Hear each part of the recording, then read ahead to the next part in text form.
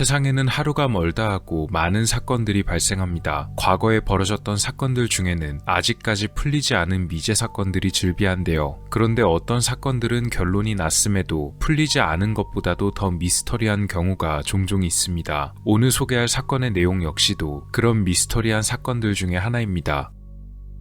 1944년 일리노이주의 머툰 지역 8월 31일 이 머툰에 살고 있던 어반 레프는 이른 아침에 눈을 떴습니다. 알람 때문도 아니고 잠이 안 와서도 아니었습니다. 바로 정체를 알 수 없는 이상한 냄새 때문이었는데요. 한 번도 맡아본 적이 없는 냄새였다고 합니다. 그런데 그의 몸에 이상한 증상이 나타났습니다. 냄새를 맡고 나니 머리가 어지럽고 심하게 메스꺼웠으며 몸에 전혀 힘이 들어가지 않았던 것인데요. 그의 이상한 상태를 알아본 어반의 아내 역시도 생전 처음 느껴보는 냄새를 맡을 수가 있었고 혹시 가스가 누출된 것인가 싶어 부엌을 살펴보려 했지만 그녀 역시도 몸을 제대로 움직일 수가 없었습니다. 시간이 조금 지나며 이 냄새가 줄어들었고 두 사람은 30분 정도 후에 겨우 일어날 수 있었습니다.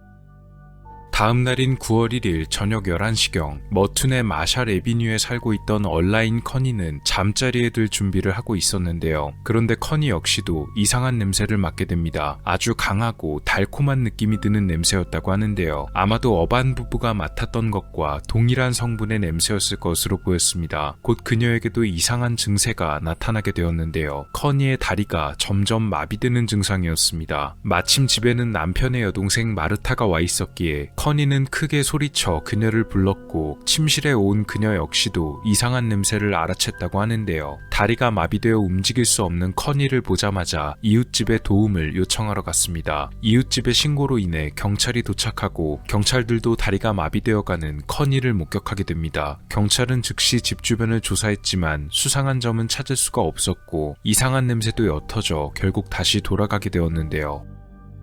그녀의 남편 버트는 택시기사였기 때문에 집에 없었습니다. 버트가 도착한 것은 12시 30분쯤이었는데요. 집에 와서 무슨 일이 있었는지 전해들은 버트는 아내에게 그 냄새가 어디서 들어왔는지를 물었고 아내 커니는 창문 쪽에서 흘러들어온 것 같다고 말합니다. 그리고 버트와 커니 두 사람이 창문을 바라본 그 순간 수상한 형체를 하나 발견하게 되는데요. 그것은 바로 창밖에 서 있던 정체불명의 사람이었습니다. 어두운 옷을 입고 모자를 쓴 키가 큰 남자였는데요. 무섭게도 그는 창 바깥에서 두 사람을 계속 지켜보고 있었습니다. 버트는 크게 소리를 지르며 집 바깥으로 뛰쳐나갔고 수상한 자를 붙잡으려 했지만 버트가 나갔을 때 이미 그 수상한 형체는 사라진 뒤였습니다. 경찰에서는 다시 한번 버트의 신고를 받게 되었고 실제로 창문 근처에서 수상한 흔적을 발견합니다. 그런데 이 흔적에는 좀 이상한 점이 있었는데요. 보통 남자의 신발 자국이 남아있어야 했을 곳에 여성의 구두 자국 흔적이 남아있었던 것입니다. 버트와 아내의 주장대로면 분명 남자가 확실했지만 어쩐 일인지 발자국은 여자의 것이었는데요. 일단 경찰에서는 단순 강도 목적이었을 것으로 파악했습니다. 하지만 또 다른 사건들이 연이어 발생하게 됩니다.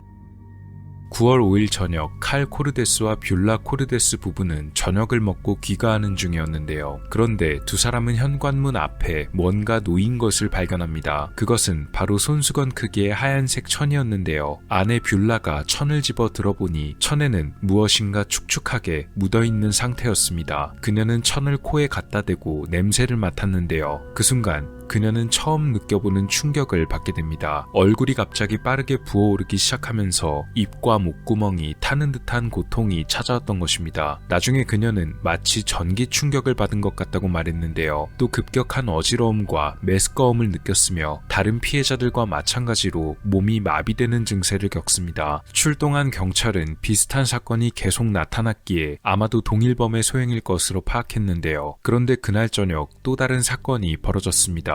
노스 13번가에 살던 레너드 버렐 부인의 신고였는데요. 그녀는 수상한 사람이 자신의 창문 바깥에 서 있다가 갑자기 창문을 강제로 열더니 이상한 물건을 들이밀었다고 합니다. 마치 스프레이 캔처럼 보였다고 하는데요. 그리고는 그 스프레이를 침실에 뿌리려 했지만 레너드 부인의 저지로 스프레이를 뿌리는 것에 실패하자 그대로 그 자리에서 달아나 버리고 말았다고 합니다.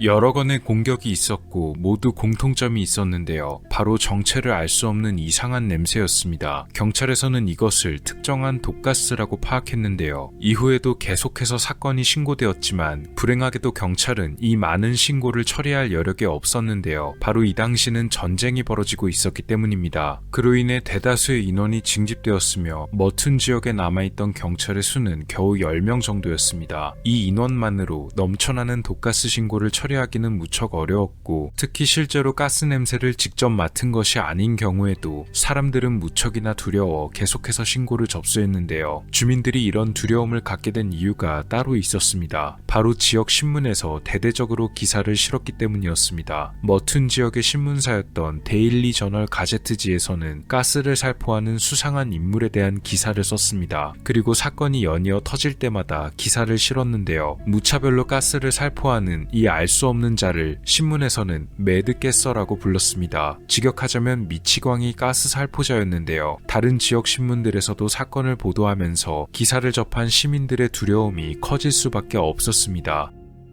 부족한 경찰 인원이 지역 주민들을 충분히 보호할 수가 없게 되자 결국 주민들은 자경단까지 조직하게 되었는데요. 이렇게 자경단까지 조직했음에도 불구하고 끝내 수상한 이의 흔적을 찾는 것에는 실패했습니다. 경찰은 자경단에게 해산을 권고했지만 주민들의 불안감 때문에 금세 해산되지는 않았다고 합니다. 9월 13일까지 벌어졌던 이 수상한 사건은 마지막 사건이었던 버사버치 사건 이후로 잠잠해졌습니다. 피해자들 중 수상한 사람을 목격한 이들의 증언은 비슷했는데요. 처음에는 키가 큰 남자처럼 보였지만 다시 생각해보니 남자처럼 옷을 입은 여성 같아 보였다고 합니다. 그리고 현장에는 언제나 여성의 발자국이 남아 있었는데요. 얼마 뒤 지역 경찰서장은 사건 결과를 발표합니다. 그런데 그의 발표 내용은 매우 뜻밖이었습니다.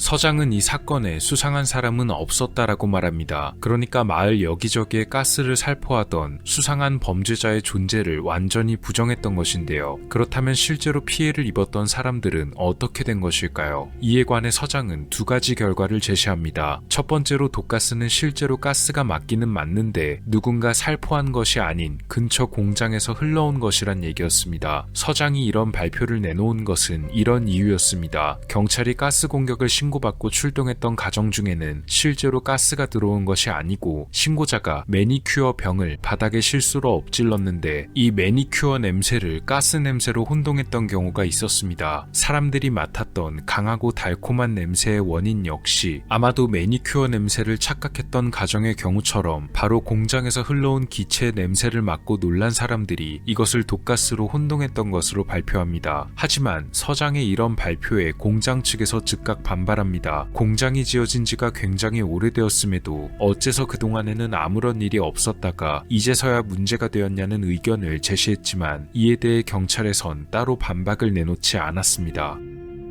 경찰이 발표한 두 번째 결과는 다음과 같았는데요. 바로 주민들이 과한 두려움에 떨었던 나머지 필요 이상으로 놀라며 과민 반응을 벌였다는 것이었습니다. 이른바 주민들이 집단 히스테리 현상을 겪었다는 것인데요. 마침 시기가 전쟁이 벌어지고 있던 때이기도 하고 또 신문들에서 자극적인 기사를 실으면서 주민들의 공포감을 부추겼기 때문에 사람들이 두려움에 떨며 집단 히스테리를 겪었다는 것이었습니다. 즉 사람들이 겪었던 독가스 소동과 몸이 움직이지 않았던 마비 증세 등은 진짜가 아니고 전부 집단으로 심리적 과민 현상을 일으켰던 것이었습니다. 물론 이 결과에는 실제 증세를 겪은 피해자들이 반발했으며 실제로 수상한 사람을 목격한 건 어떻게 된 거냐고 묻기도 했는데요. 서장은 피해자들의 반발에도 따로 반박하지 않았으며 대신 앞으로 경찰에 독가스 사건 관련 신고를 할 때 실제로 피해를 입었다는 객관적인 증거나 혹은 병원의 진단서를 제출하지 않을 경우 공무집행 방해로 처벌하겠다고 선포했습니다. 가스에 의한 증세나 피해가 일시적이었다 보니 병원의 진단서를 받아오기에는 무리였고 자연스럽게 신고가 줄어들어 거의 없어졌다고 하네요.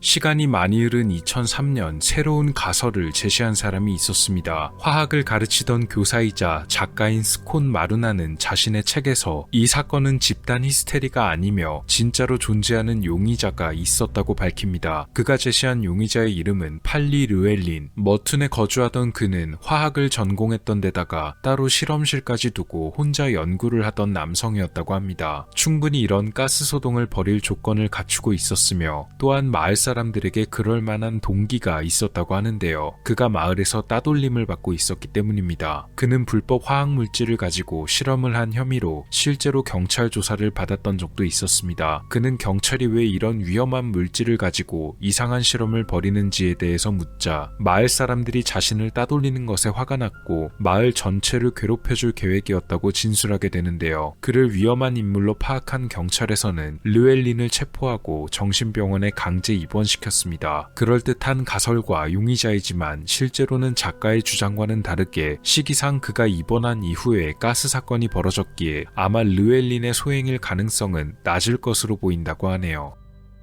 석연찮은 경찰의 사건 결과 발표 때문에 이 사건을 나중에 조사하던 사람들은 또 다른 사건을 하나 발견합니다. 공교롭게도 이 머툰 지역 사건과 매우 흡사한 사건이었는데요. 머툰 지역 사건이 벌어지기 약 10년 전이었던 1933년 버지니아주에서 벌어졌던 사건이 그것이었습니다. 이 버지니아 사건도 내용이 매우 비슷했는데요. 창문 틈으로 수상한 사람들이 가스를 살포했으며 이 가스를 맡은 이들도 머툰 지역 피해자들과 유사한 증세를 보였습니다. 당연히 버지니아주의 사람들도 이 용의자를 추적했었는데요. 꼭 붙잡으려고 나가보면 달아나고 없었다고 합니다. 그런데 소름 돋게도 당시 목격되었던 수상한 사람들이 머툰 지역에서 목격된 수상한 이들과 매우 비슷했습니다. 바로 키가 큰 남성처럼 보이는 사람들이었는데 정작 이들이 머무른 곳에서 발견된 발자국의 흔적은 마치 여성의 구두 발자국처럼 보인다는 내용이었는데요. 머툰에서 벌어진 사건에서 발견된 흔적들과 동일한 묘사였습니다. 그렇다면 정말 10년 전 다른 지역에서 벌어졌던 사건과 머툰 지역의 사건이 동일범의 소행이란 뜻이었을까요? 이 버지니아 사건 역시도 제대로 해결되지 않았다고 합니다. 사건의 내용도 기괴하고 경찰 발표도 영 신통찮아서 결국 이런 음모론이 등장하게 되는데요. 당시 미군에서 개발하던 화학 무기를 도입하기 전에 먼저 사람들에게 생체 실험을 한 것이 아니었나 하는 것입니다. 물론 이렇게 말하면 아무리 음모론이어도 선을 넘는 생각이 아닌가 하는 의견이 나오기 마련인데요. 그런데 미국에는 이 음모론과 비슷한 사례들이 있었습니다. 1970년대에 벌어졌던 터스키기 매독 생체 실험 사건이 아마도 그 대표적인 사건일 것입니다. 정부 주도하에 사람들에게 생체 실험을 했던 사건인데요. 정말 선을 넘을 것만 같은 이런 음모론도 실제로 벌어지는 이런 사례들이 있다 보니 이로 인해 머툰 지역 사건을 나중에 접한 사람들이 생각하기엔 이것이 정부 주도하에 벌어진 또 다른 생체 실험이 아닌가 하는 이론을 제기하는 것도 충분히 가능해 보입니다. 과연 이 머툰 지역을 공포에 떨게 만들었던 사건은 정말로 사람들의 착각이 만들어낸 해프닝이었을까요? 아니면 실제로 수상한 사람들에 의해 벌어진 사건이지만 뭔가 제대로 발표하면 안 될 만한 사정이 있어서 경찰이 집단 히스테리로 거짓 발표하게 되었던 것일까요? 머툰 지역에서 벌어진 수상한 가스 사건에 관한 이야기였습니다. 오늘 미스터리 어떠셨나요? 영상을 재밌게 보셨다면 채널에 방문하셔서 더 많은 영상을 시청해보세요. 미스터리 큐브였습니다. 감사합니다.